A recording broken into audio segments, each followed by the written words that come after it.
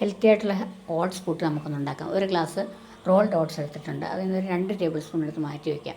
അതിന് ശേഷം ഉപ്പ് ചേർത്ത് വെള്ളം ഒഴിച്ച് നന്നായിട്ടൊന്ന് മിക്സ് ചെയ്തെടുക്കുക.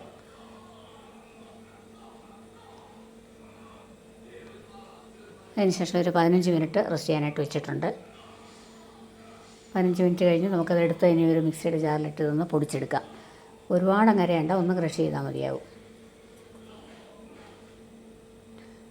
അപ്പം അതൊന്ന് പൊടിച്ചെടുത്തിട്ടുണ്ട്. നമ്മൾ മാറ്റി വെച്ചിരുന്ന ഓട്സ് അതിൻ്റെ കൂടെ ചേർത്ത് നന്നായിട്ട് ഇളക്കിയെടുക്കാം.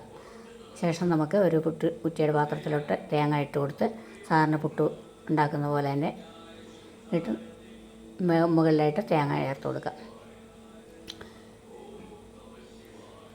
കുക്കറിൽ വെള്ളം തിളച്ച് വന്നിട്ടുണ്ട്. അതിൻ്റെ മുകളിലേക്ക് നമുക്ക് വെച്ച് കൊടുക്കാം.